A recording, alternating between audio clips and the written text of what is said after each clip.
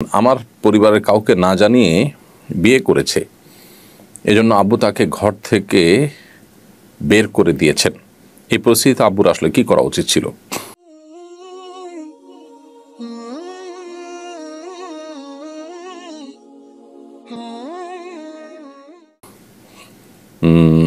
আপনি প্রশ্নটা সম্ভবত কিছুটা কোনো শব্দ বা কোনো কিছু অংশ বাদ পড়েছে। আমার পরিবারের কাউকে না জানিয়ে বিয়ে করেছেন কে?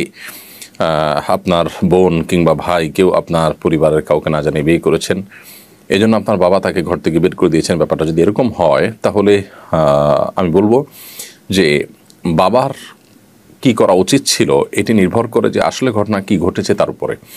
যদি সন্তানদেরকেও বাবা মাকে না জানিয়ে বিয়ে করেছে এবং বিয়ে করা তাদের জন্য জরুরি ছিল না, এবং আজকাল যে বিবাহ বহির্ভূত অবৈধ সম্পর্ক হয়ে থাকে, হারাম রিলেশন হয়ে থাকে, সে হারাম রিলেশনটাই চূড়ান্ত রূপ নিয়ে বিয়ে পর্যন্ত ঠেকেছে, অথচ এটি অপাত্রে হয়েছে এবং যথাযথ জায়গায় হয়নি, এবং আপনার এমন কাজ করে বসেছে সন্তান যেটি আসলে কোনোভাবেই তার ফ্যামিলির সাথে যায় না, অথবা দিনদারিতার ক্ষেত্রে ঘাটতি আছে। অর্থাৎ যৌক্তিক কোনো গ্রাউন্ড যদি থাকে এক্ষেত্রে, তাহলে বাবা মার আপত্তি করার স্কোপ আছে।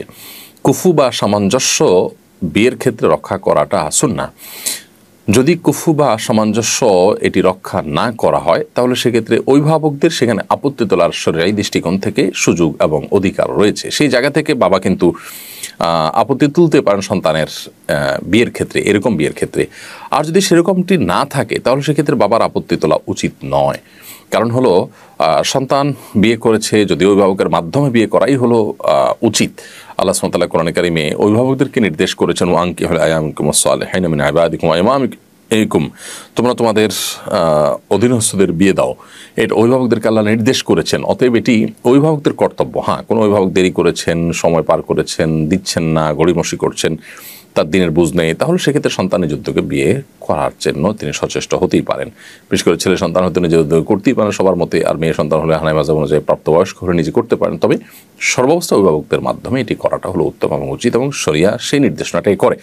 এখন সন্তান কোনো কারণে সেটি যদি ভায়োলেশন করে তাহলে যথাযথ পাত্রে মোটামুটি হয়েছে, একেবারে গাছে মাছে হয়নি, বা অনেক বেশি আপনার আকাশ পাতাল ব্যবধান হয়নি, অসামঞ্জস্য হয়নি, এরকম যদি হয় তাহলে সেক্ষেত্রে আমার মেনে নেওয়াটাই হলো উচিত, যদিও সন্তান ভুল করেছে তাকে সংশোধনে দিয়ে।